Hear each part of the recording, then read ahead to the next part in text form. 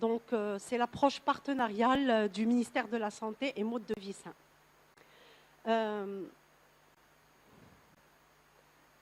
Rapidement, c'est presque la même chose, dire que la plus forte proportion du nombre de décès qui sera noté pour les maladies non transmissibles d'ici les 10 prochaines années sera noté au niveau de la région méditerranéenne orientale dont fait notre pays.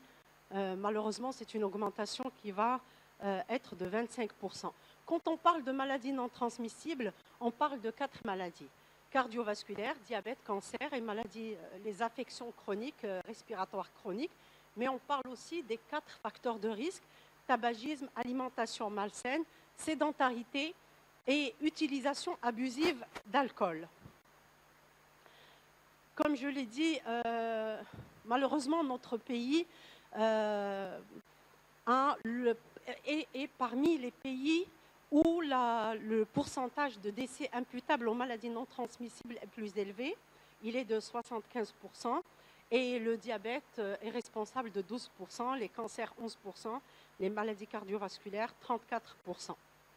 Quelques chiffres clés à noter au niveau du Maroc: 35 000 nouveaux cas de cancer par an, 5 millions de personnes sont hypertendues, 2 millions de personnes vivent avec le diabète, 33% fument d'hommes, 18% d'adultes sont obèses.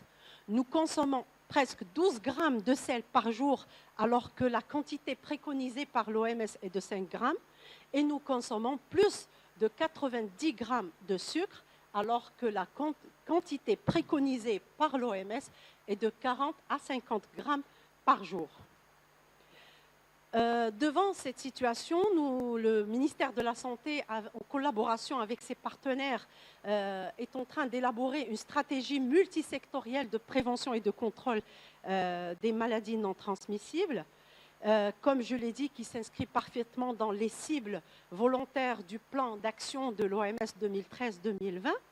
Et les cibles que nous avons choisies et sur lesquelles nous avons travaillé, notamment pour la promotion du mode de vie sain, c'est la cible relative à la réduction de l'inactivité physique de 10%, arrêter, comme je l'ai dit tout à l'heure, la recrudescence du diabète, de l'obésité, diminuer la consommation du sel de 30%, et puis diminuer l'usage du tabac de 30%.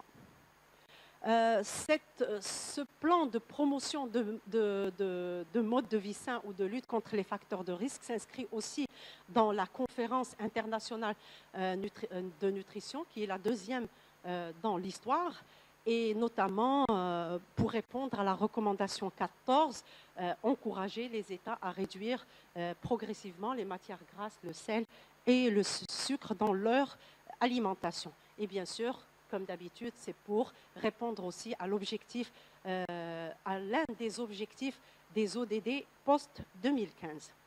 Alors, les approches que nous avons adoptées, il y a l'approche axée sur la population. C'est toutes les actions qui vont agir sur le tabac, le manque d'exercice, l'alimentation. Il y a l'approche axée sur la population à haut risque, et puis il y a l'approche qui est destinée aux malades, notamment dans l'aspect curatif. Comme vous le savez, l'approche populationnelle sur les facteurs de risque, c'est l'action multisectorielle par excellence, alors que les deux autres approches nécessitent le renforcement des systèmes de soins.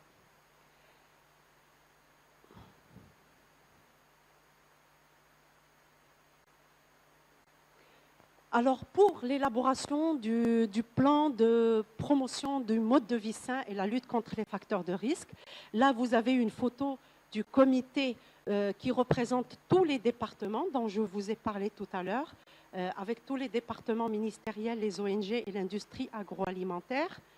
Le rôle de ce comité était de valider d'abord les cibles nationales, selon les cibles internationales relatées dans le plan d'action de l'OMS, valider la stratégie au sein du comité et discuter d'un projet de charte interdépartementale. Et puis maintenant, il est en cours de validation. Alors, c'est un projet qui contient 4 domaines stratégiques, 13 objectifs spécifiques, 20 actions et 58 mesures pour arriver aux 7 cibles nationales. Il faut absolument, en travaillant ce plan multisectoriel, il fallait absolument se mettre d'accord qu'il faut sortir du déni et que l'industrie fait partie de la solution. Et donc, elle a été notre partenaire durant toute l'élaboration de ce plan national. Il y avait la Fédération nationale de boulangerie et de pâtisserie, la biscuiterie, la profession du lait, les boissons, les charcuteries, etc. Alors, sur quoi on s'est mis d'accord comme un accord volontaire. D'abord, réduire progressivement la teneur en sel, en sucre et en acides gras trans dans les produits de façon à ce que les consommateurs s'adaptent au goût. Promouvoir les avantages de consommer les aliments moins riches en sel, en sucre et en gras via des campagnes de sensibilisation et de communication. Et bien sûr, réduire le sel, le sucre et le gras dans les aliments et le repas, dans les restaurants et les services de restauration. Il faut mettre en place une réglementation qui fixe le taux de sucre, de sel et d'acides gras autorisés par catégorie d'aliments et bien sûr l'engagement de l'Office national de la sécurité alimentaire pour assurer la mise en place de cette réglementation. Alors en matière de sucre, pour le groupe boissons sucrées, le jus et le nectar, la fédération s'est engagée à réduire les portions d'abord en 200 et 250 millilitres pour les boissons sucrées, ce qui permettra de réduire de 10 à 15% la consommation du sucre, et puis réduire de 5% les teneurs en sucre dans les nectars. Bien sûr, améliorer l'étiquetage, et ils sont engagés à faire introduire d'autres produits qui sont réduits en sucre.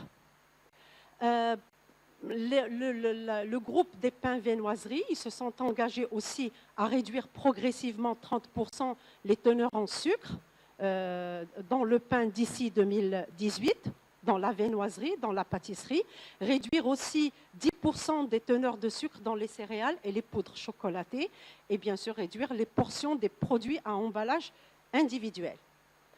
Les produits laitiers aussi, 10% dans les yaourts. Et pour les autres produits laitiers, ils sont en train de discuter avec leur pôle de recherche pour définir le taux de réduction en sucre pour ne pas aussi modifier la texture et le goût de leurs aliments. Par rapport à la réduction de sel, la Fédération des boulangeries se sont engagées à réduire le sel depuis 2015 de 10%. En 2016, de 10%, 17-18, donc jusqu'à atteindre une réduction de 35% vers l'année 2018. Il y a aussi le groupe des charcuteries qui se sont engagés aussi à diminuer la teneur du sel de 1,6 g par 100 g à 0,7 g de 100 g d'aliments. Alors, les étapes futures, c'est bien sûr réduire les acides gras trans aussi, parce que nous n'avons pas eu le temps, vu le colloque, de travailler avec le groupe et les fédérations des aliments où il y a les acides gras trans. Il faut aussi organiser et réaliser des campagnes de sensibilisation et d'éducation pour promouvoir le mode de vie sain. Mettre en place une réglementation qui fixe le taux du sucre, du sel et des acides gras trans par catégorie d'aliments, l'engagement de l'ANSA pour assurer la mise en place de cette réglementation. Et je vous remercie pour votre attention.